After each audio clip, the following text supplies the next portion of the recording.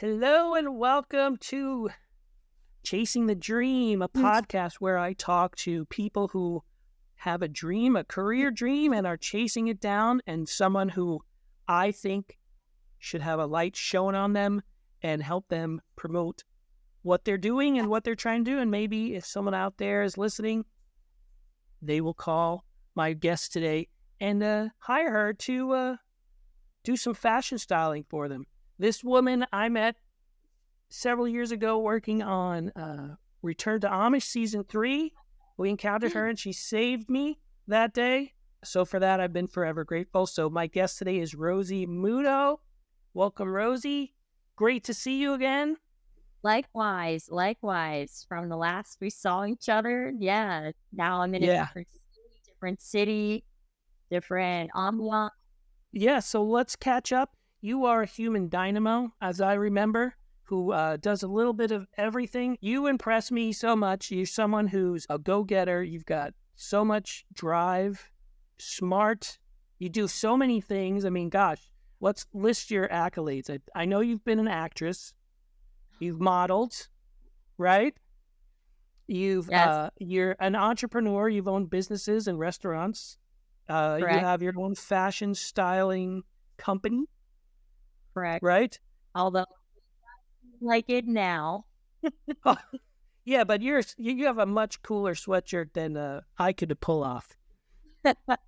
So you're just repping your heritage, and we're all about it. We're all about it. So nobody wants to hear about me because I'm not interesting at all. So let's talk about you. Tell anyone who might be listening, tell my mom. She's going to be the one listening to this. So we're going to be talking to my mom. Anybody else listening, you're welcome. And my mom's a huge fan of Return to Amish, so she definitely knows you from your guest appearance. We'll get to that later. So what are you up to these days, Rosy?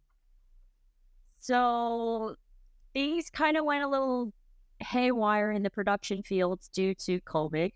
You know, I'm sure a lot of businesses had to sacrifice, and so I sort of kind of went on in a hibernation phase and tried to do things to reinvent myself. So I actually started getting into classes online and working with my web developer, my webmaster, and started doing UI and UX design, which is, for those that don't know, coding and creating websites.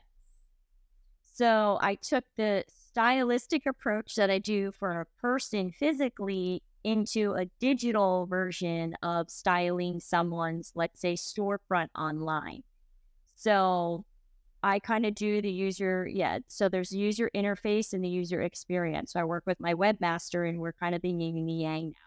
So I started doing that for a little while. I got certificates and stuff like that, and also in marketing and advertising on the digital side, being that my career started in retail as a visual merchandiser manager. So I was kind of already doing design work on storefront windows. And so then I just took that into a digital phase during COVID. And it's great. I love it. We do a lot of e-commerce websites for a lot of the retailers that are selling, things online. And I've worked with a lot of restaurants. I did own a restaurant once in Delray called La Padella. In the first year that I was open, we made it a 4-star review restaurant. We were known as the hidden gem of Delray. And I know I sold it literally the month before COVID. And Good timing. Was trying to necessarily sell it. It was just kind of an idea. And then we were approached, and then I was like, hey, Mom. And then she's like, what do you think? And during the time I was booked on BET. I don't know if you know about the BET experience. So they brought me in as a creative director to do their whole runway show for the fashion exhibit. And that was major labor. And I was torn between keeping a restaurant or taking this huge opportunity with Viacom. And I took the opportunity in fashion because that's always my passion, because I grew up in the restaurant industry, where I was potty trained in the pizzeria. So Interesting way of describing it. because it's my blood, okay? That's where I come Right. from, my heritage. My parents were migrants from Italy. When they came to the United States, they opened up restaurants, this and that. And from there, they're successful with 3 restaurants going on 42 years for one of them. We just had a 30-year Amazing. anniversary for Silvio's Villa. So they're doing fantastic. So it was always Yeah, you something can that was, drop all sorts of definitely broadcast which restaurants there are so people will go and check them out. yeah. So, Silvio's Villa. And when I was in that phase of selling the restaurant, I, flew out to California to do this job for BET, which was a huge success. And ended up getting one of the most, they have the celebrity basketball game. Have you ever heard of the celebrity basketball? Oh, yeah. For the All-Star game.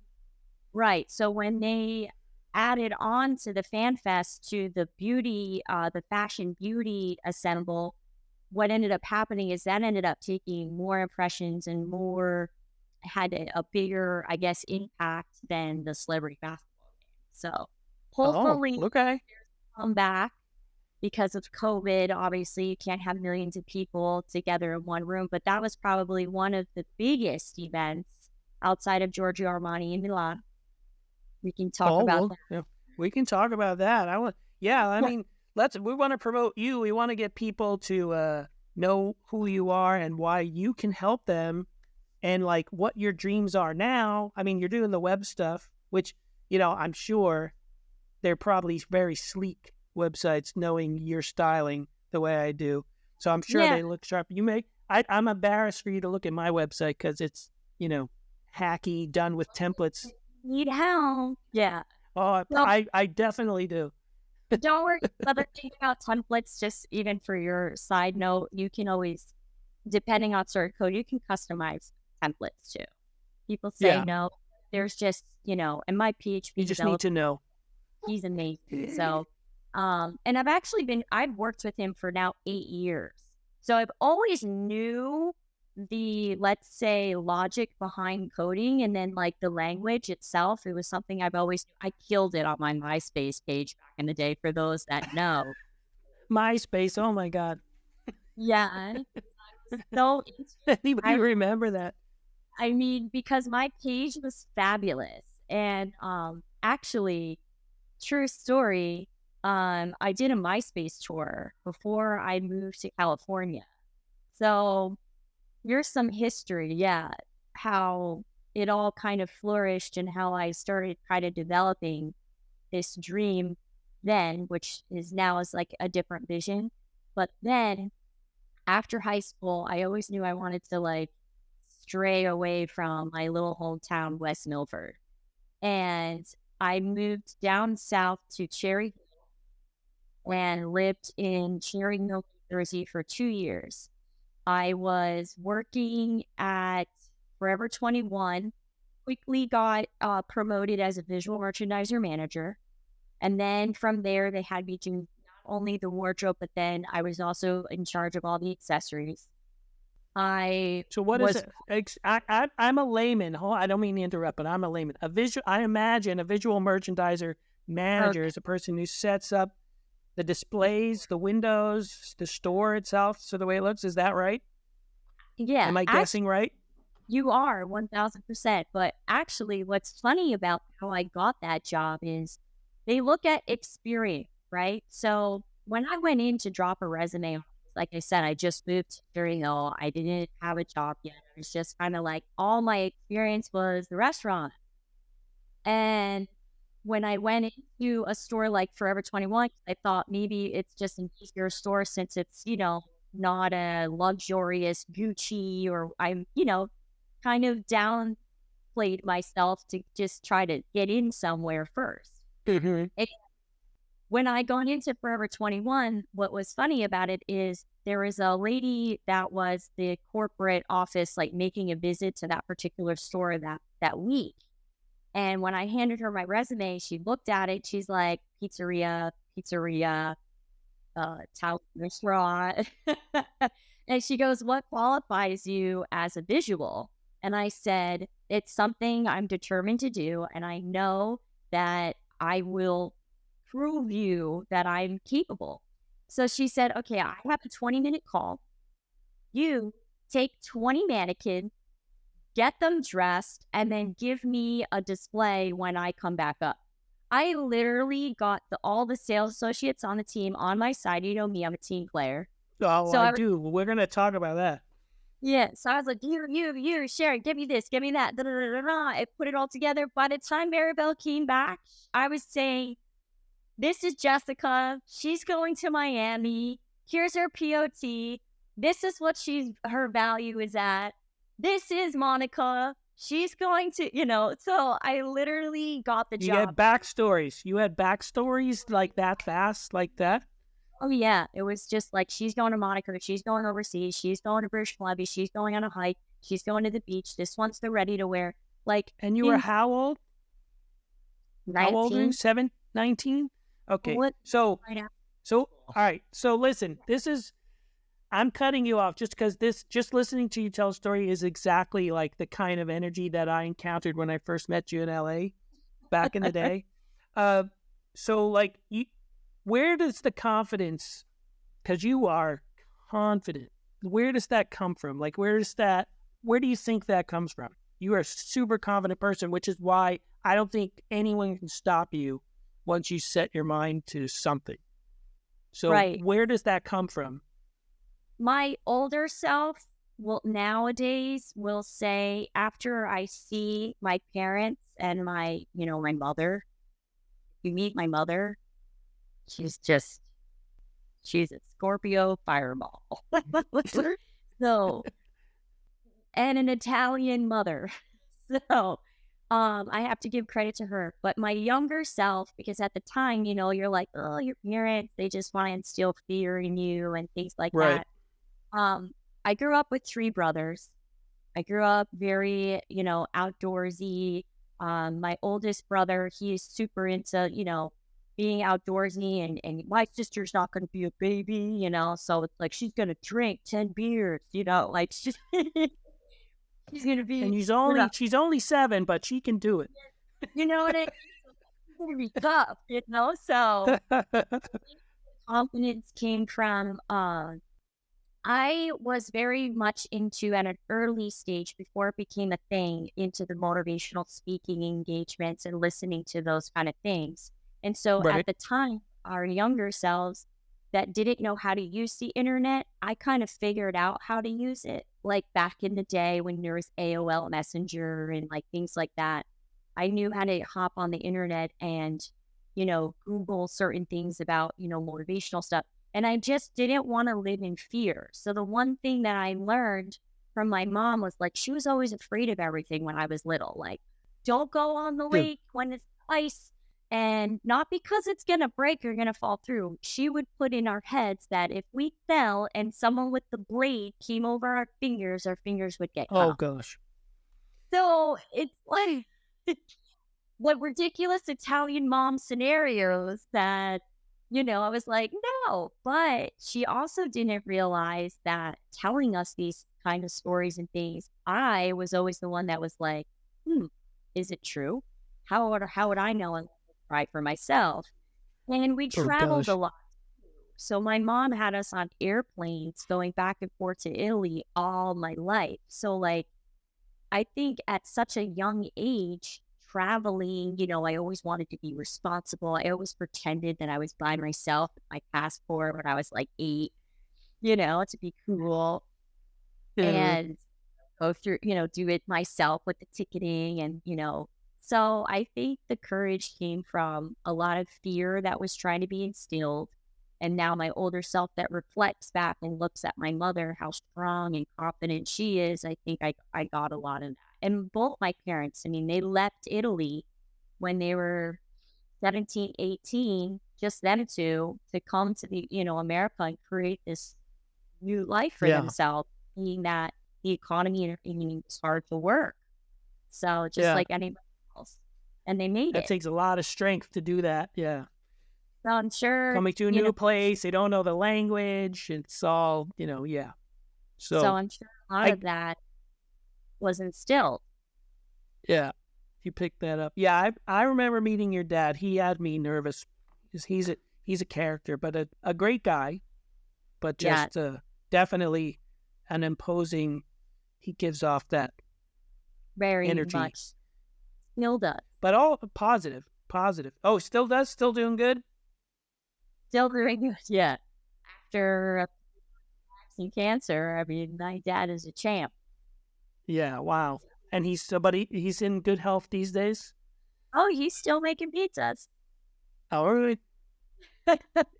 Hey, if it makes you happy, you got to do it. I mean, that's what I'm still trying to do it. People are trying to kick me out of this business these days, it seems, but I'm not willing to. I don't have anything else I'm good at. I don't think. I'm sure I could figure it out, but I mean, interviewing people and making content, whether it be for broadcast or who knows, some sort of streaming platform. I got a lot to go. I still got a ways to go in my future. So I get it. I'm going to keep working until I drop at my edit console or something. I think that's the way I'm going out. I don't know what else to do.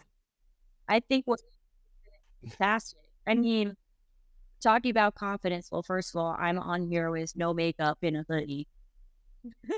And yeah, but you can pull it off.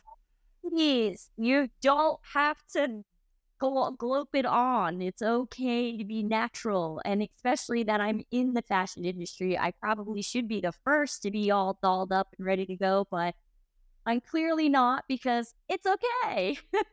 But speaking I hope that means because you're comfortable with me, and that's why you're on here, because you're comfortable. With you. I told you this is going to be a chill, relaxed thing, and you know how I mean, I don't know if you remember how my working style is, but when we work together.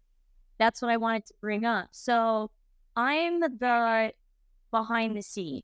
So whether it's in production, whether it's for anything that I do, which the laundry list, I'm most likely behind the scenes.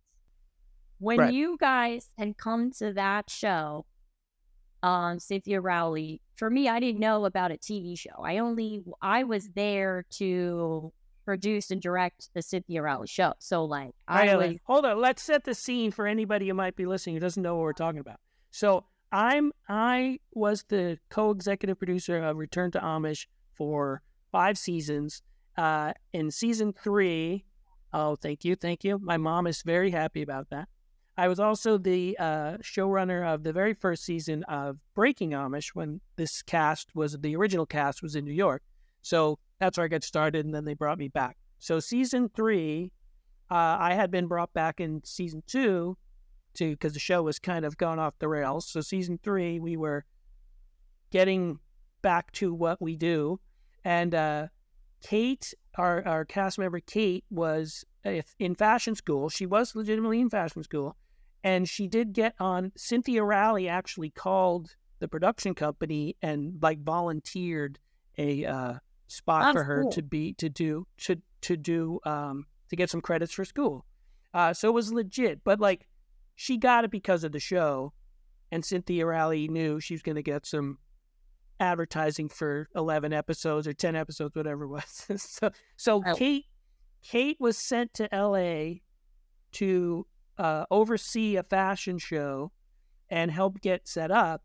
But when we had gotten there, this is real.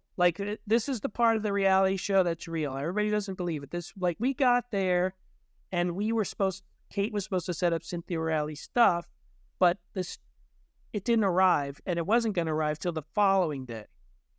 So we were scheduled for a shoot. We didn't know what we were supposed to do. We had to scramble on the fly and make something up. So luckily, this dynamo of a woman comes walking down. I think I have a photo of you that day talking to the group when you were sort of set up. I'll put it up where you're just holding court and telling everybody what's going to be expected from the team. And then you were gracious enough to work with us and incorporate Kate into what you needed to do. But this was right where reality crossed into our television show. and we threw you into the mix. You were super awesome to help us. And now you can tell us about My what you experience. were talking about. Yeah. So we put a microphone on you. We told you we needed you help Kate. We gave you a quick backstory about what was going on with her working with Cynthia Rowley, and you pick it up from there, what you remember. Meanwhile, I am working with CEO. I'm working with sponsors like Sony. I'm working with 75 volunteers overseeing wardrobe malfunctions, models showing up late, just things that I have to deal with on the fly. Nobody told me that there was going to be a production television coming in to film. And remember, for us back at house, I have to really mandate the back of house because you got models getting changed. I can't have them Sure. photographed or having any Right. video footage of them because then it's And we can't do that either because right. that's But a no-no. Yeah. but not even that. It's sometimes on accident, you're just walking the premise of the back of the house. You just so happen to walk through that area where there's somebody that's just like, whoop, and then it's just, so it's chaotic. So trying to make sure that I have doors shut, people out, who is who, where are they? Like, then I get approached, we're going to throw a mic on you. And I'm like, well, I'm not a big sensor type, right? So I'm not necessarily super conscious of me censoring my thing, whatever I have to That's say. That's why we put in bleeps. That's what bleeps are for. Well, when you're under that kind of stress and that much, and everything has to be on time, you got a crowd of people coming into the show. They expect a start time and whatnot. So when I heard that Kate went to fashion school, I was like, okay, I told my assistant, who's like, was my right hand. I said, well, at least she went to fashion school. So you just overhear and like oversee what she does. So if I'm giving her a direction or if I'm telling her something to do, just make sure that if she's not doing it or if there's any slip ups, I don't have time to just make sure it gets done. So long story short, I was just very surprised on what are they teaching at fashion schools? Sometimes I'm just like, well, how do you throw well, I believe Kate had she was in first year. So okay. her being on an internship with Cynthia Rowley, that wouldn't really happen until she was a junior or senior. So, but because of the show, right. She got on there sooner. So she might not have been as knowledgeable as you thought she was, but just to defend her, she was not great. that she needs defending. She didn't really know as much as she thought, but which is the point of the show, to take it. Right. We got to take an Amish girl from the Amish land and put her in LA fashion show in the this poor girl. I thought maybe she would be able to work with the designer herself, thinking a collection, how to produce a collection, because people think in fashion, they kind of combined it. A show director is totally different from a designer and what a designer produces for the show. Those are two totally different paths. So most fashion students go to school as fashion designers, merchandisers, and whatnot. Production is a different animal. They don't actually necessarily teach it, right? Right. So we have this poor girl who gets set along. She's got a whole crew with her who's like, and I'm freaking out trying to figure out what do we do? Who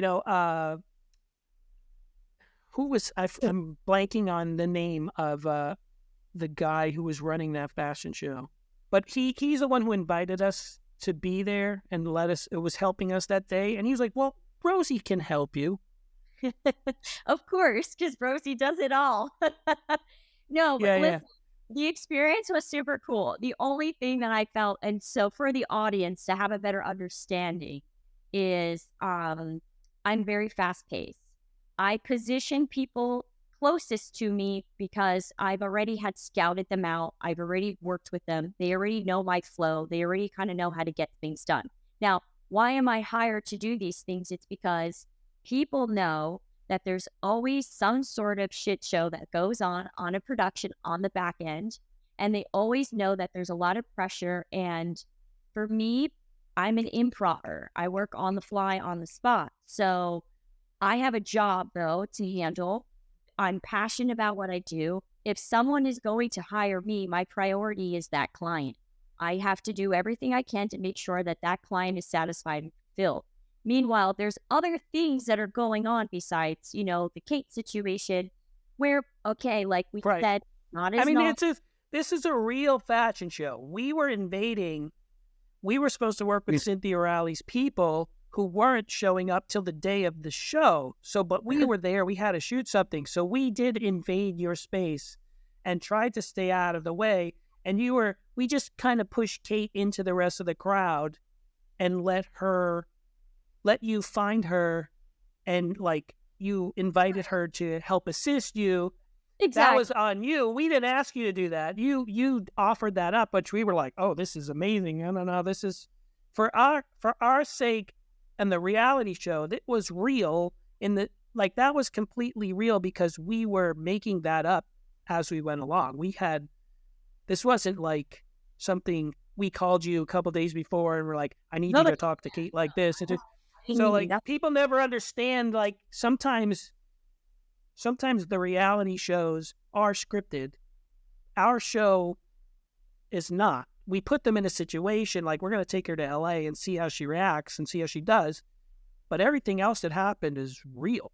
Right. So you saved my ass that day by like playing along with us and then giving her something to do the next day until Cynthia's people actually did show up and she could work with them. Right. So yeah, sorry to interrupt, but I just want it's one of those things where people don't understand how these things come to be. Right. We had a plan and we're talking to Cynthia's people and we're supposed to meet someone who then when we landed was like, oh, I'm not going to be there till tomorrow. So and imagine we're sitting there.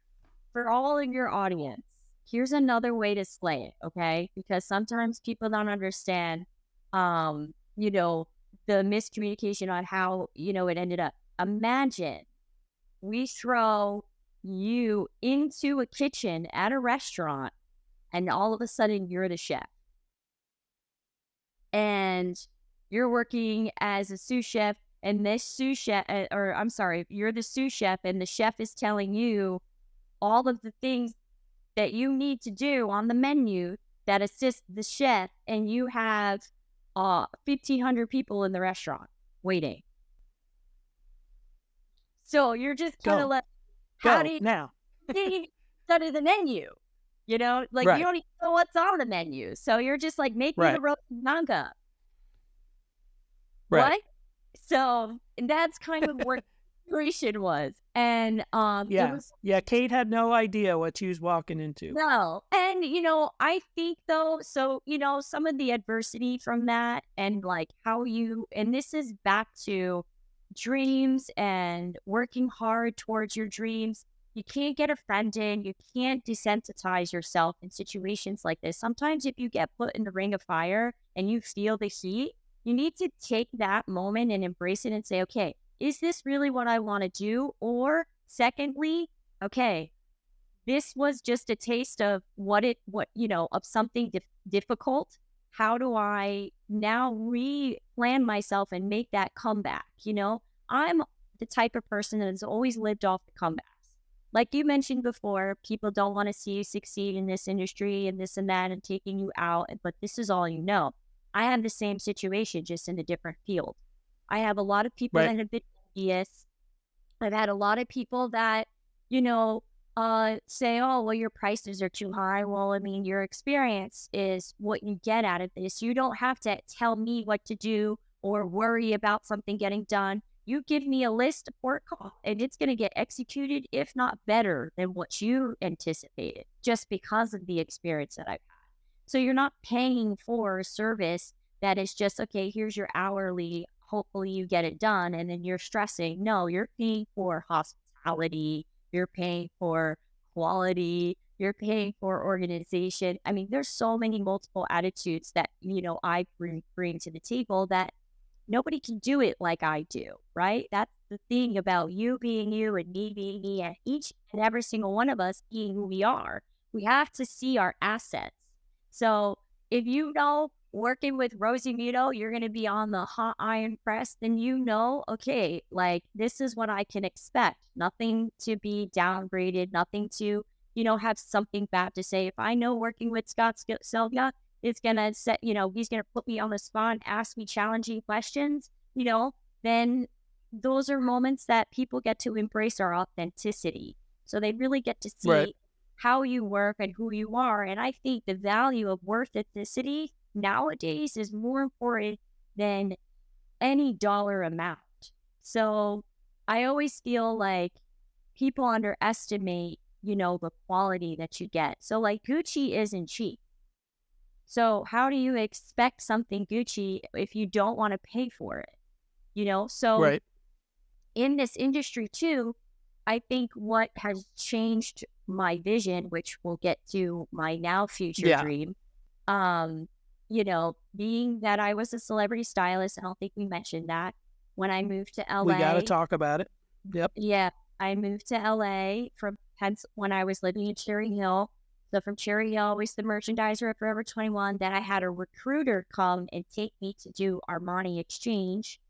Then when I got recruited to Armani to open up the flagship store, I was working graveyard shifts. I was working my restaurant job as the lead server, and I was training and doing taking the stuff to the bank, doing the schedule, of course, because they were like, whoa. And I'm like, yeah, well, I was potty trained in these things, so no problem. Because at the time, See, this is what I mean. The dynamo. yes, pregnant. So Fiona was pregnant. So I was just like, spend time at home with your husband. Like, I'll open the restaurant. Don't worry. So, and then I also was kind of homeless for a moment in time due to a fallout with a roommate, and it got a little weird. So for about a month and a half, I was just kind of floating around in my car working 3 jobs. So it also helped me, but you see, that pushed me, and I got to California. And Right. how I got to California was with Armani. I asked for a promotion because they had me as a key holder. Just for people that don't know, a key holder is just somebody that can like open the store and close the store, really. But somebody they trust. Yeah. Yeah. And I was just like a phenomenal sales associate, and you can't deny any of my sales tactics. Like, I sell poop in a bag. I mean, you're selling me right now on you and anybody listening. So if you don't hear the confidence that I hear, people, you're not alive. Because this woman is full of energy. I know, and that passion is evident. Before we get back to your career, I just want to finish up the Kate thing. Like, you did have that moment at the end where you had to give her like her credits, where I don't know if people were, when you saw yourself on the show, it went like you could have been the bad guy or you could have been the good guy and made Kate cry and then, right. But I don't think anything being there. I don't think you told her anything that wasn't honest. I think she just wasn't ready for the bluntness of that moment. She was wrong. It was a real moment, and it was a real thing, and she didn't know what she was doing. So she did fine, but you telling her what I heard encouragement, what you need to do if you want to keep going in this, and I didn't think she took it the right way. If we go back, right. But yeah, I don't know what your memory of that moment was, and then I want to get back to your fashion. I got some Facebook comments like I was so I only had a few that were upset. Negatives. Me, just a few, but I can tell you I had probably hundreds of people writing to me that they wanted to work for me, like hundreds. Like, God, I can learn from you. I want to work with you. I can learn from you. But then there was just a few that said, oh, you should take your own advice. And I'm like, I have. And trust me, I've gone through a lot myself to feel belittled and feel awful, but I never took anything personal because I had to remind myself, well, if I don't have these emotions and if I don't feel this certain way about myself, how am I ever going to better myself? Right. How do Right. you make, if we didn't have fear, Diamonds are formed under pressure. exactly. So Diamonds are formed under pressure. how do you overcome it? So us overcoming these adversities is what gives us the gratitude to keep going. Otherwise, we would all just be stale. So like Yeah. sometimes you need that punch in the face to be like, whoa, how do you Right. defend yourself? How do you encourage yourself? How do you embrace yourself? How do you take this advice and turn it into something like if you're really passionate about it? Are you really passionate about it? Ask yourself, then take the hit, fall down and get back up. Sylvester Stallone, that's our guy. All right. Everyone. So yeah. Well, I mean, come on. He's Mr. Italian. Come on. So So you knew at like 19 that fashion was where you wanted to be. What no, drove you to being in fashion? Like, why did you? What made you make the turn from restaurateur? Your family got restaurants, still has restaurants, so you had it set up. You could have been taken over one of them, and did, I believe, at some for parts. So, like, what made you go, oh no, fashion is where I want to be? Like, that's right. you chased the dream to be in fashion. So what inspired you to do that, and what led you there? Like, where did you make that turn? That's a great question because people anticipate fashion as this, wow, it's such an amazing industry because of, fashion. It's what everybody sees, right? For me, it wasn't about being best dressed, like I'm in a hoodie with no makeup. Like for me, fashion wasn't about what you see. For me, it was like I knew that I was very unique growing up. So I was also in special resource classes, in an EOF program, which I never could understand. And then it was like, oh, Rosie's intelligence, was questioned. And as I started getting older, I was very like angry with this decision. And I was like, just because I'm unique and I stand out and I'm different and I don't want what everybody else has. So like I expressed myself through, what I wore. And, there was phases where I was tomboyish. There was phases where I was fashionable. There was, I was always like 3 steps ahead when it came to, what I was feeling emotionally, which created trends. I mean, I think that I have a slight way of being a trendsetter and not necessarily following fashion, but taking it on as like changing it, like doing my own thing. So styling came from people always saying like, oh my God, this like, love this look, love this outfit, like, what should I wear? So then I was like helping people. And then I Did you liked, dress your friends and stuff? Did you like help your friends? Like, oh, you should wear this or wear that. Was I that don't, like how you got started? no, actually not even. It was what they saw of me and then how I would dress my brothers and like my dad and stuff, like when there was a Okay. christening, communion, this and that. Like I was always picking it out for them. And men's is where I started, and I actually really loved dressing men. Okay, so my passion was started with guys, styling men. And again, most people are like fashion, more for women, this and that. But for me, it was just like I loved, ensembling outfits and stuff, especially in the men's sections. When I was a visual merchandiser manager, I loved doing the men's. Um, I don't know. It's different. But for me, what I really got me into it was when I moved to California and I started merchandising and seeing people buying what I was putting on the mannequins. I was like, I have a niche. Nobody would ever tell you, Right. nobody would say you're good at this. Like, you can't expect credit It from always looks better on the mannequin, though, than when I take it home and put it on me. I gotta say, you well, probably got me a couple times, and I was just like, "Oh, well," but yeah. And then I put it on and go, "Yeah, the mannequin well, looked better." here's the thing, that now comes to perception. So Right. what I learned was so there was a part of my retail career where I wanted to specialize. I killed it when it came to like the regular stuff, regular people. So I wanted to specialize in plus size. So I went ahead for the Max Mara group and applied to Marino Rinaldi, which specializes in plus size, where I ended up even working with Melissa McCarthy. Now, Nice. those women come in there already with the mentality that nothing's going to look right, nothing is going to fit right, right?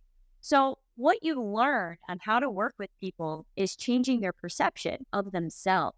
Because honestly, anything could look great on you if you have the right idea of it. But how do you develop those ideas? This is what I teach. This is what I teach by whoever I'm working with. You have to explain in a way why this would work for that body type. So whether Mm. this comes half sleeve, a cup sleeve, that's somebody that has a brawler shoulder. Whether the sleeves come down to maybe not all the way to the elbow, because if the sleeve comes to the elbow, you're cutting yourself off, which can make you look a little bit more stubbier, and it's also going to take away from your lankiness. So you want to go for a 3/4 length sleeve for a larger woman because it's going to elongate their arm. So like there's all these little hints that you give people the idea. They look at themselves in the mirror and say, she's right. So now that shirt looks good on you. It didn't look good before because maybe the length of the dress was cutting you off at the knees. So when you look at yourself in the photo, you have no knees and then you look like you got these little stubs. So you got to go at least above the knee or quarter length. So you go below the knee, So there's just certain ways you can hide certain things, but you can't teach that. That's something you have to have an eye for.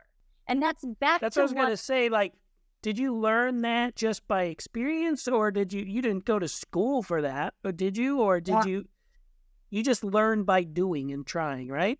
I learned by doing and trying. And I also, being in special education classes all my life, all of those students, they literally had Down syndrome, autism. I mean, Tina LaFay was on a respirator with a nurse. So they all looked at me like, she's perfect. What is she doing? So I would, roll up Tina's sleeves or, fix her up a little bit. That, some of the kids that were, and the smiles on these faces, or like It Dean. makes them feel good about themselves. Good. And then something like one of my classmates, he had, Down syndrome and stuff. So like, so helping him, talking to him, fixing the t-shirt, fixing, just little things like that. And then you can tell that he started kind of doing it himself and Standing up straighter. Yeah. And you just kind of like, it's all about a feeling, there's no right or wrong. There's no, this is the trend. This is not, I mean, yeah, we can follow trends and color palettes and things like that are in season and off season. But at the end of the day, we see these runway things with what they have these looking like alligator feet shoes and like. Yeah, clothes that you'd never wear. It's really more of an art. It's more of an art project than it is. Right. Like, I'm not going to wear that to the office and my 9-to-5 job and sit in my cubicle in a big, giant shoulders. I took more a realistic approach with people and a quality for that. Like some women that wear bell bottoms that, are top heavy, not, no, But here's the thing. You have to be able to tell the truth to these people. And you have to have logic behind this truth. We have strayed so far away from the truth that now it's offensive. Instead, this is a sign of health. When you don't know what to wear and you just put something on and then you leave the house and your gut, I tell everybody, follow your intuition, your gut feeling. and you're out there saying like, why did I wear this? Well, damn right, you should have asked someone that would have told you the truth, because then you would have avoided the whole day of feeling insecure. And Right. that's the value that I like to bring to any event, any production, any client. And I think that's So why I, is that your thing? You want to instill confidence in the person you're dressing? Do you want to what is your like desire for your clients? Like what do you want to achieve for them when you style somebody?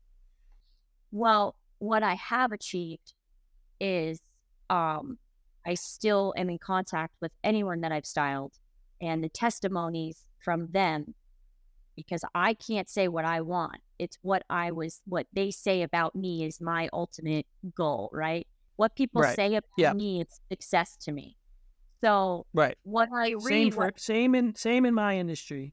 So so people the talk about you is how you get your next job. Yep. yeah, the feedback is the confidence that I instill. And I think that the next time that they go to look at themselves in the mirror and dress themselves, they're remembering all these little, tricks and hints and things that I've said.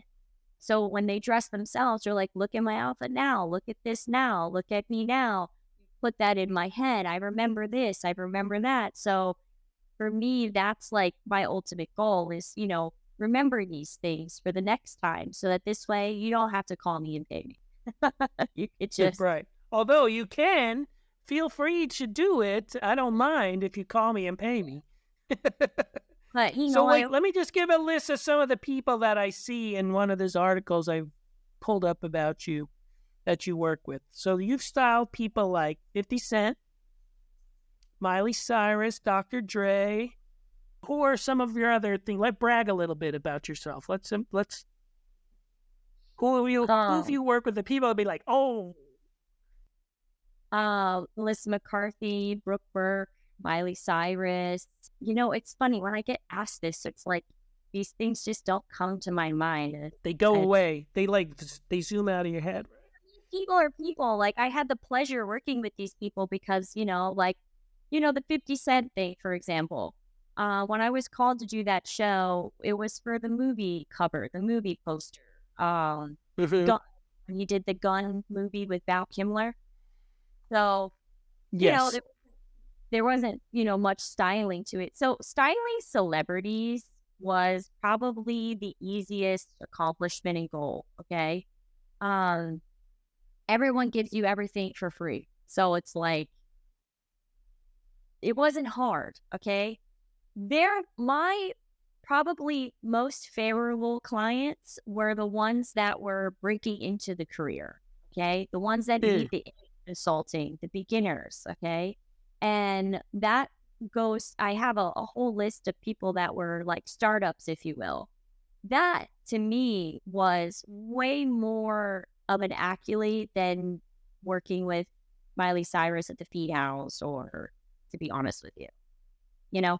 So, some, upcoming singers, Ellis DeFranco, Myra Veronica, who's very successful in the Latin world, one of my, most favorable clients too. Just wonderful to work with, instilling confidence. We went to Cannes Film Festival, things like that, So probably a lot of the image development, like clients were probably my, most favorite. Oh, and Ludacris.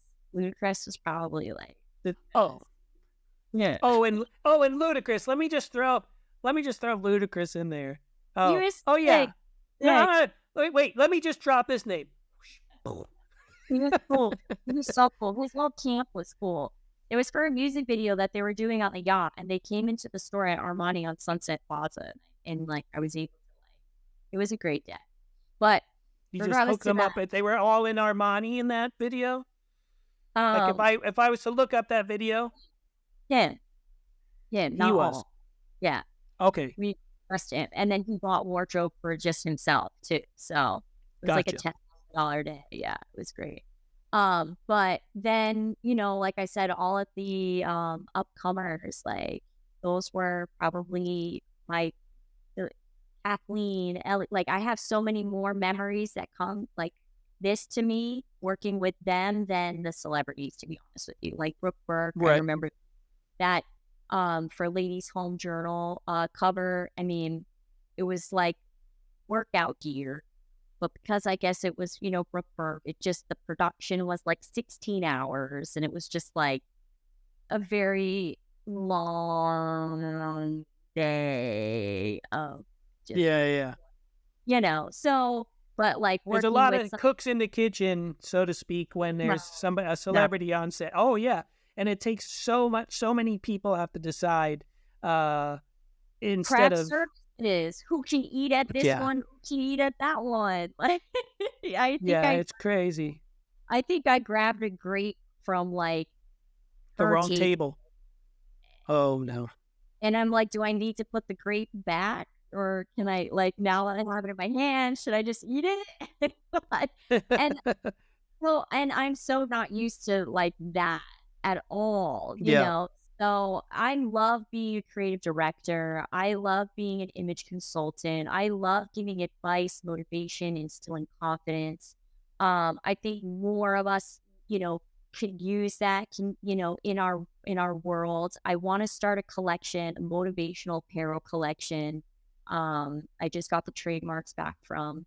So there's just like, I want to be, now, I don't want to say influencer because that word has totally changed. Yeah. Well, We'll you call had a thing back when I last saw you. You were working on the G, like the G for Blair, genius, right? Are we Blair, still genius. I'm making a comeback. See, it's all about the comeback. okay? I'm All making a right. comeback. So, like, talk to me. Yes. What is your dream now? Like, you been chasing this dream for how long have you been doing this now? Like 2003 was really when it all started. Maria Hoffman. Okay. I volunteered for the Maria Hoffman shows at Bryant Park and at Lincoln Center before it was, and now What Mercedes-Benz it shop. is now? Yeah. I also would fly out to Milan. I was a fashion editor for the LA Fashion Magazine. I would cover some of the events out there. How I got Mm-hmm. to and met Giorgio Armani. If anyone I've ever been starstruck for in my, like, no one has starstruck me with Giorgio Armani. How was it meeting Giorgio Armani? I mean, you were working for him, right? You were working for the store, and then you got to meet the guy who created the whole thing. How was that? So we'll never forget the moment. And back then, cell phones weren't as cool as they are now. Not to sound like I'm some old fart, but it's kind of, because if I could record that memory or had a selfie or something, obviously I would. But I think at the time I still had a flip phone. Mhm. But so I got to do like ask him a couple questions. I did this like interview for the magazine. He grabbed my hand and put one hand on my shoulder and held my one hand, and he leaned in and he says, and I swear, people, like, seriously, and he says, keep doing what you're doing. Something about you is stardom. And don't ever let anybody tell you that you can't achieve what it is that's in here. Do it. That you are stardom. He didn't answer any questions. He didn't do anything that I was assigned to. That was it. That was all he said. So I had to come back to LA and say, he told me I was going to be a star. And I'm like, you can't put that in the magazine because then I'm cocky or whatever. I'm conceited. Right. It's not conceited. It's just I'm confident. But he said that to me, and I was just like, I will never. And what I tell you, man, I will never. And that's all you need is like that one person. So if I can be that one person for anyone that I've ever encountered, or any student or anyone that's worked on a production with me, whether they hated me, whether they didn't, as long as they can remember me, I know I've had an impact in some way. But one thing, if anyone, had disliked me for my sternness or my hardness, I can guarantee you, never, ever, ever, not once had I ever had a bad intention or a negative intention towards anyone. It was all. It was never malicious. It was never malicious, never a takeaway, only to improve and succeed. And if I can tell you today, the amount of students that I had helped and oversee, what they're doing, taking my job because they'll do it for free. Where did they learn it from? I can guarantee it, but it's okay. That's my purpose, is to be of this service. And that's what I hope any of your listeners or anyone listening understand, that I do this out of good heart and good deed for positive impact. That's perfect, because that's exactly where I'm at too, and what this idea of chasing the dream and talking about people chasing the dream is about. It's about, like, I know what Giorgio Armani saw, because I saw it when she walked down in the LA fashion show in that train station and walked out to the people. I was like, oh, that's someone to pay attention to right now. Put the camera on her for a second, because something's about to go down. So that's the thing that I noticed a couple of years ago when we worked together, that he noticed. I mean, and it's something that I think people should notice about you, is that drive and that passion for what you do. I mean, I was nothing but impressed by you. I mean, we became friends.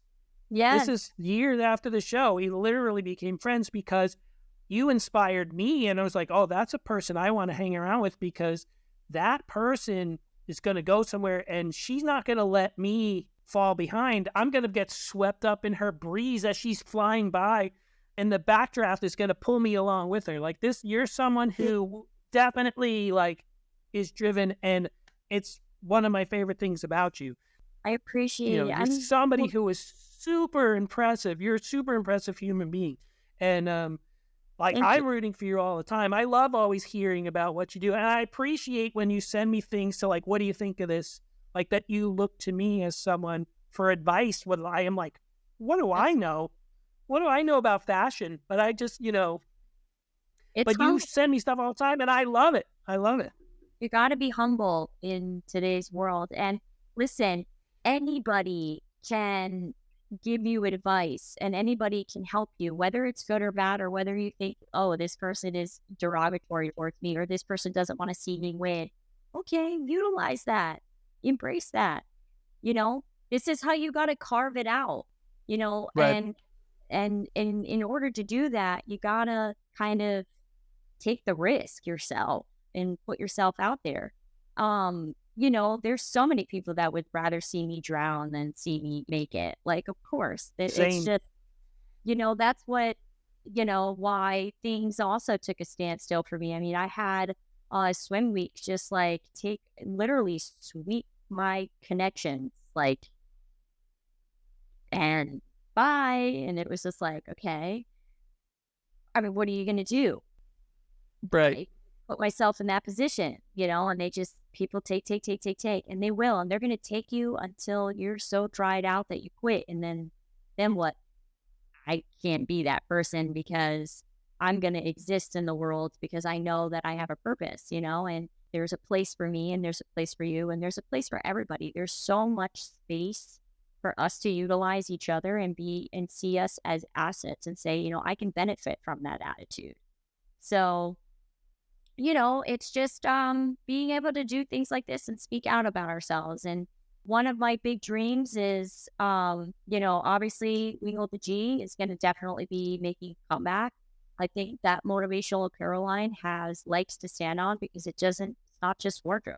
There's a whole meaning behind when you're wearing the G, what you're representing. And I really, and I'm wearing a shirt right now that says "Dream." Yeah. To inspire. I mean, this is not fancy or anything, but it's a simple thing. I put it big because I want you to dream, and I want people to dream and chase their dreams. Yeah. So, like, from when we met, I felt we were like running parallel to each other. Yeah. Well, that's why we're still in communication. We still contact each other. We'll have conversations if things are going down or spiraling out of control in our lives, Right. And sometimes, that happens. To be able to be willing and understanding, and being able to create a platform like this for people like myself to kind of express some of the emotion too, because it hasn't been an easy ride. This has been a complete shit show. I have sometimes my parents saying, when are you going to stop knocking your head on the door? Just get a restaurant, because it's something I know how to do, obviously. But it's Sure. like, no, I'm production. I'm creative director. I love to create and bring ideas to fruition and bring ideas to the table. I've been always unique and innovative since day one. And it's even written on paper from these school districts. Okay. So I even have proof that I'm a creative person, period. Am I capable? Was I, had a learning disability? I don't think so. I know that my reading skills are phenomenal. My speaking skills are phenomenal. I speak 2 languages fluently, read and write. So it's just like I have an advantage with, my upbringing because sometimes, I never had the silver platter given to me. So I had to work really hard. And I also have gone through plenty of adversity. I mean, I've had my high school sweetheart die. My dog got hit in front of me, right in front of my eyes. I've had car accident. I've seen friends fly out of the windshield, die. And then my own life experiences with relationships. And there was so much, adversity. Let's not say ran away from home, but kind of did because I had very strict, rules and Italian heritage that like, I was just not one to be stuck inside a box. So like I left, and traveled the world and been to British Columbia, Southeast Asia, across the Mekong River, went into Cambodia. I mean, you name it. So like I've lived an insane life and it's just getting started. So I Yeah, think man. onto this platform with no makeup and in a hoodie that I can be my authentic self. And hopefully people can see that passion and know that that's what value work ethics are. That's where it comes from. I can have all of the paper, MBA, bachelor degrees, anything. You can't get that from someone that's creative. You can't grade someone on creativity because it's a field. Right. And you have to only be exactly experience it in order to understand the quality. So for anyone out there that thinks I want to pay less, but this person graduated, but I can use them as an intern or this or that, you're only going to devalue your own company or your own. You need to look at people as an asset. And in order to take the risk, you got to give them the chance to prove to themselves, just like Forever 21 did. I had zero experience in merchandising, but when they came upstairs, and I had all the girls ready to go to their cities, that spoke for itself. Yeah. In 20 minutes, you had 20 stories and you knocked it out of the park. Knocked it. Oh my God, this is the second time you said that. I won the the Macy's Next Style Star. You have to pull it up. If you put it on, okay. I won that. And Jenny Mai, the host, said, Rosy, you knocked it out of the park. And it's funny, actually, Tyler, one of the guys from Central Casting, I'm sure you're familiar with Central Casting. I talked about producing a competition of a style show, and he wanted me to be the host. And I don't know whatever happened. I said, of course, I'm down. I would love to host or judge. I would love to do any of that, by the way. Like, sure. My critique, and I think I would qualify. But it ended up coming back to me as me being a contestant. So, and we don't know, conspiracy, right? But whatever. It was fun. I met great people. I loved being on the set. And I got to win my segment, which was one look, two ways or something like that. It was cute. But it was the concept that I was like, wow, this is very familiar. Right. That's what it is. And, I hate when people say, don't share your ideas. Don't talk about what you want to do. Everybody says that, but it's like, shit, well, then what? Right. I mean, it is, from my business too, it's like, I remember coming up as a young editor, the older editors didn't want to tell you anything. And And I remembered that when I got the chance to be in the editor chair. Like, if someone asks me a question, even today, like, if someone wants to learn something from me, and if I can tell someone to do something which I think is the right way, I'll put air quotes, that I think is the right way, so that they'll do it the right way for their career, I'm happy to pass that on, because you're not me. Like, you can press the buttons and make the technical thing happen, but what I bring is a different sensitivity. I can't teach that, which is the creativity you're talking about, but I can teach you the technical stuff, and I'm happy to share that because, if you got to spend a room, what we do, you got to sit in a room with someone for 10, 12 hours a day, or you got to be backstage at a fashion show with somebody for 16 hours a day. You got to be with a person who you feel comfortable with. Right. And someone who, which I understand, that's how people get hired too. But like nowadays, like even when I'm looking for a job, you can't tell what I can give you off of a resume. And if you never speak to me we're speaking now, like, how do you know my passion? How do you know? Anybody can have credits and they were on a show, but they could have been fired from that show. They could have been really bad at it. I think I agree. Go ahead. I agree with you 1,000%. I think they should just do digital resumes, like you submit you talking. I think that is a thing that is definitely catching on, like TikTok kind of resumes. If I had the opportunity to pick and choose students that come on a production or come on a show with me, and they sent me like, a model casting, for example, in order to cast the models, they have to come to the casting so I can see them in person, see how they look at them. Yeah. Because anybody could say that they're 5'9", but then they just put on 6-inch platforms. So it's different when you see in person, right? So for what you're saying, like, I apply to, you know what it could be though? And I think that I have the similar experience, but just, in a different industry. I think it's they think that like you're not moldable, right? Maybe they look at your experience, because I have so much experience. So maybe they look at me like, oh, well, she's not moldable. But they don't realize. She's not flexible. Yeah. It's not that I'm not moldable. I will say, with all my experience, I'm a camouflage. Like, I can camouflage to your skin color. So if you need me to be green, I could be green. If you need me to be blue, I could be blue. So as long as I have your goals, your intentions, what it is that you're looking for, I can achieve that for you, no problem. But there's that miscommunication.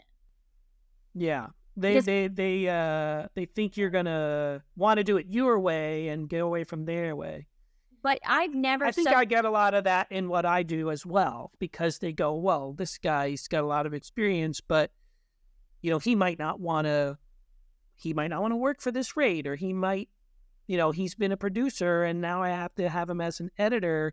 He's going to try to produce the show. And it's like, no. I want to edit when I want to edit, and I want to produce when I want to produce. I don't want to. Sometimes I do both or all of the things I do at the same time when a show allows for it, or when it's required. But I want to be in the role that I'm hired. Right. And I think that's what you're saying. Like, if you're hiring me to do this, I want to help you. Yeah. But if you're applying for that, there's a reason that you're applying to that particular, not to have them judge you. You're an executive. You're applying for that particular position. So use an advantage and say, well, he has experience. Let's see. Because another thing that I get misled by, or people misjudge me on, is, if I'm going to say, okay, this is the process, this is awesome, blah, blah, blah, we're going to do it. But hey, can I make a suggestion? Like, don't hold that against me as like, I want to take over. Just look at that as like, she wants to actually help me get better. And that's what your job is. All I've ever tried to do with any merchandising, productions, styling, websites, everything, just to give you an extra quality. That's it. Right.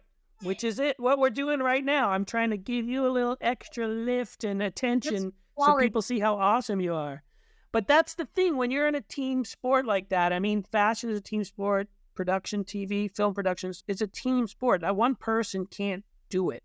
I mean, No. one person can do it, but it's definitely better when you can collaborate with others and take their ideas in. When I run a set, it's the same thing. I never say like, this is the way it's going to be, but if someone has a question that they want to have asked when I'm doing an interview, I'm happy to let, a cameraman, an audio guy, a PA, someone who's like, hey, I want to know. I'll ask the question because, my voice might have to be on tape or whatever, but I'm happy to let somebody chime in, or a camera guy who has an idea for a shot in a scene.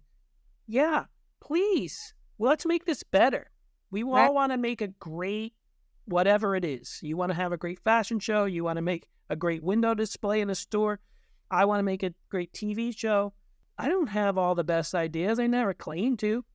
I don't think you're a person who does that either. This is something you just want to be useful. And like at the end of the day, when we go home, I want to feel good about the effort I put into it. And I can say, yeah, we did the best we could. And hey, we pulled it off. Amazing.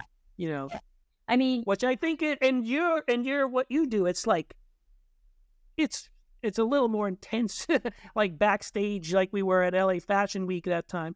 Like, it's way more intense. This is happening right now. You don't have really a lot of time to mess things up. Yeah.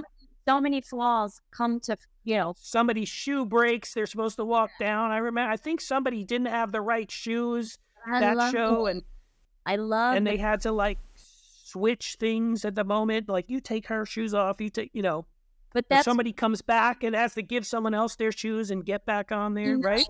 About what I do is the pressure. Like, I actually am a sicko. I like when the challenges. I thrive off of challenges. I try to challenge myself every day. And I think we all do. Just getting up and trying to be positive is a challenge in itself, So physical challenges, mental challenges, we should challenge ourselves every day. And I always strive for that. But I also know, speaking on what we're talking about, it's like, I know the behind the scenes, what all of I still read encyclopedias. I still read random, stuff, miscellaneous stuff. The way I educate myself, I don't go to school. I never went to college. I was discouraged from all of that, being mislabeled, I would call it. So, I taught everything that I know to myself. I am a self-made entrepreneur, self-taught. However, I know the value and the standards that I set, and I can only see someone utilizing that. If I'm putting myself out there, use me, pay me, use me. Yeah. I'm not going to do it for free anymore. After you got enough experience, you shouldn't be giving it away at this point. Just know that without you having to give me the material or having the knowledge in my product, I'm already doing it. I already know more about you than you probably know about yourself. Like, that's what it comes down to when I get booked or do a job. I go above and beyond. And it's because my ultimate goal and my success factor is what people say about me. Right. And that's what it comes down to. If you're not inspired just by listening to Rosy, you're sleeping, or you're no longer of this earth. So talk about what you're doing right now. And I cut you off the other day when I invited you on here. You wanted to tell me what your big dream is now. So I want to get to that. I don't think you told me yet. So talk about your company, talk about how people can contact you. What can you do for them? What can you offer them? Sell yourself. This is that pitch. You talked about the video resume right now. This is your pitch this is your audio and video pitch for like, why do I want to work with Rosy? Right. Okay. So, working with me, it's not just a fashion entity or fashion industry. Working with me, it's creative ideas. It's building and structuring, almost like a consultant for your business, image, whatever the case may be, product. We can help bring it to fruition. So that's what I turned this into. So before it was all the merchandising, but then it was the production. But now where I find most passion is in helping people gain momentum, and hopefully that they keep going. Otherwise, I'll have to ask for equity, but gain momentum in their businesses. So that startup factor is what, I thrive for, whether it's website design or development now, whether it's product placement, product shots, whether it's PR, whether it's production, all these certain components on helping to start a business are the things that we are now sharing as a creative agency, if you will, which you can find. It's on jrprosllc.com. Now, it used to be just Rosy Styling, but why I changed the name is, I think, clever or important, because I've had people say to me, this is me being selfless. Because when people say, oh, I work for just Rosy, I felt almost like selfish about it. So I changed it to JR, like Junior Pros LLC, because a lot of the people that do come and work or I take on are students. There are going to be people that I'm training, people that are up and coming, people that are still starting off. But because they're under my umbrella, I call them the Junior Pros, because they know what it entails to work with me, being that I am cutthroat, let's just say, and I run a tight ship, which is another thing that you get, you don't find that. And it's not like a tight ship where I'm some mean CEO or whatnot. It just means like we're working together as a team. I have tons of trophies behind me as a captain of, soccer teams, dance teams, and whatnot. I'm a team player. So for me, it's not the boss. For me, it's a leader that takes the risk and the position of getting in trouble from the client, keeping you guys away from that risk. That's all it is, basically. I'm just the face of it, so that when there is a problem, they come to me and not to you. And then you guys are there to help me fix this problem. So that's how I play when I'm, that's what it is for me as a leader or a boss or whatever it is. Okay. And you go to jrprosllc.com. We're doing the websites, we're doing the productions. Ultimately, I want to have Me Hold the G make its comeback, which is a motivational apparel line, G for Genius, following your gut intuition. I always tell everybody it's what you feel in your gut. Usually that's the first thing, and it's going to be the right thing. And that continues on. I love doing motivational speaking engagements. I have done quite a few already at Fullerton University, FITM, FIT, Lynn University, Arts Institute in Miami-Dade. So I have done quite a few, all voluntarily, but I would love to make that into something. Motivational speaking and encouraging others is something I thrive on. And then lastly, I would like to just start my own fashion week. And I think that would be badass, and integrate a lot of innovation involved. There's a lot of new things that we can do, being that I'm familiar now with blockchain technology, AI, and outsourcing. I have a lot of connections outside of, the US. I think the ultimate goal is, instead of doing the success factor for these productions, I'm kind of now like, why don't I just do my own? If I could do it for everyone, why not for me? So we'll have you there filming. So Oh, yeah, you heard it. You heard it, everybody. If she hires anybody else, get on her. Well, I think, it's so interesting. I said earlier we were running parallel to each other. I feel like I'm exactly the point you are too, because it's like after all these years of helping people make shows and successfully put out whatever it is, films, documentaries, TV shows, start from little startup production companies to huge, ABCs and CBSs and the Disneys of the world and the Sonys of the world. But now it's like, well, why can't I do it? Right. I mean, I can do it. I've got my ideas. Yeah. I've got all the same ideas. I just don't have a TV show of some sort. Well, I mean, I think this should be a TV show, like what we're doing now and following you at JR Pros and having a video component, like a day in the life of Rosy, like what's it like to be Rosy, and let people see what your day is, and what you go through, what a typical day is. So your ultimate goal right now, your biggest dream that you're chasing, is to have your own fashion week that your company Produces. produces and starts up. If people want to call you now and they like that idea, where should they reach you? Go to your website, follow you on Instagram, follow you on... You can follow me on Instagram, JR Pros LLC. You can email me, contact me at jrprosllc.com or contact at jrprosllc.com. I have both.com, or Rosy at jrprosllc.com. You can contact Scott Silva. He'll put you in. That's right. I will let you know how to reach Rosy, because I'm never going to forget her. You can put TV. You can reach Scott.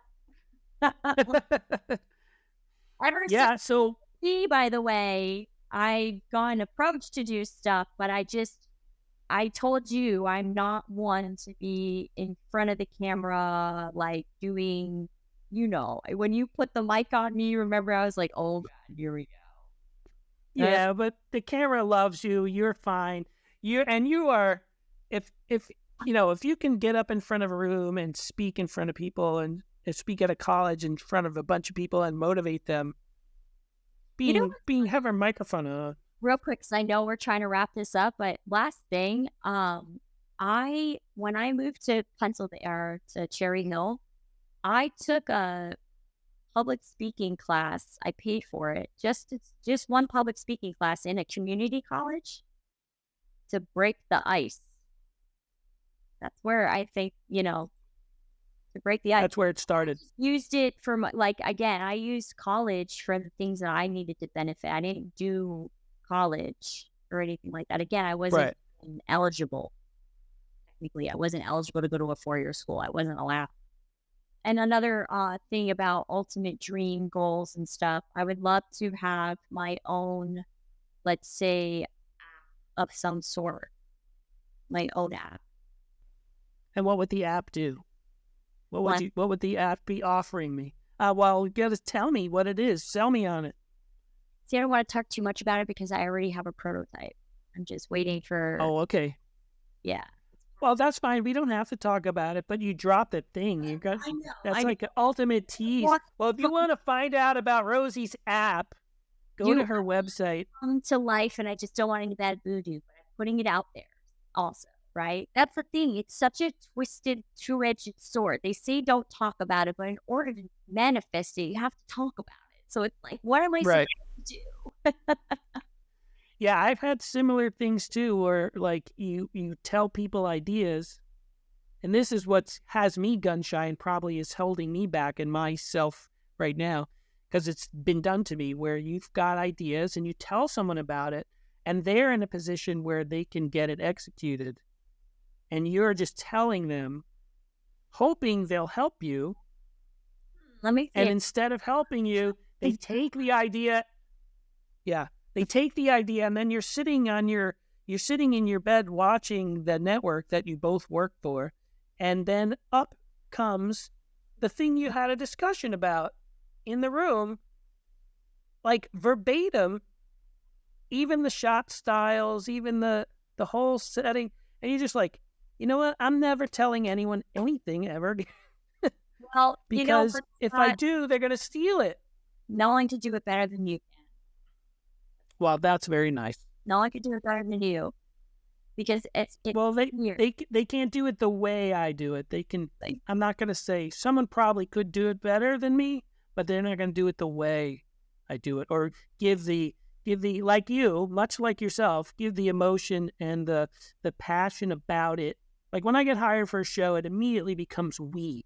I immediately switch into the word. The words are we. Oh, well, we could do this and we could do that. I'm not even hired yet. This is in like job interviews. So I'm saying like we. I mean, I grew up playing team sports, so being part of the team, I'm happy to sit in my role. If you want me to play first base, I'll play first base. You want to play left field, I'll play left field. You want me to edit? I'll edit, produce, whatever. Same. I'll do whatever that role is. I just want it to be good. Yeah. And I want us to be proud. And like, that's what I've recognized about you and other people I want to talk to on this podcast. You know, hopefully we can do the video side of this, like a real documentary style day in the life, week in the life with you. If someone wants to see that, send some funding my way. We'll make this happen. Because Rosy, if you're not excited to talk to Rosy or learn more about Rosy after listening to us babble on for like the last hour and a half, yeah, we went over what I thought we were gonna. But my gosh, no one can stop this snowball once she starts rolling down the hill. Rosy is a force to be reckoned with, and I'm grateful to have you as a friend. And I'm happy that you took the time out of your day, because I know you got stuff to do today, to talk to me. And I'm looking forward to the next opportunity where we could be physically in the same space and working together. And maybe since we're both in the same point in our careers, maybe we can figure out how we can work together. Yeah, definitely. In a sense, you're doing this today. I want to help others who are doing great things or about to do great things. And that's the point of talking to you today. So maybe we'll keep this going. Thank you. And thank you for inviting me, and thank you for having me, and thank you for all the comments, and just infinite gratitude for you. Yeah. Thank you. Well, it all comes from the heart. I mean every word. I'm not just blowing smoke. You are the shit, lady, and people should know about it. You are the shit. People should hire you, work with you. They will get very satisfactory results. I can guarantee. That's a Scott Silva guarantee right now. You work with Rosy, you're gonna be happy. I saw her in action. She's the real deal, people. Thank you. Go. I'll put all the information down below in links so people can get to you and find you. And I'm just glad you took time out to talk to me. And I'm glad that you requested to talk to me and that we had this conversation and we get to really express ourselves. You know, this is a platform where you can just kind of be open about it and, talk about some of the emotion. And we all have it. Yeah. We've all been through it, and we're all still dreaming, and we're all still trying. So for anybody listening out there, I got to let Rosy go. Keep chasing your dreams. Rosy is an inspiration.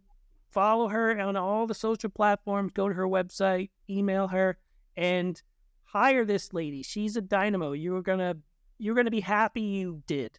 That's all I can say about that. Thank you. Thank you.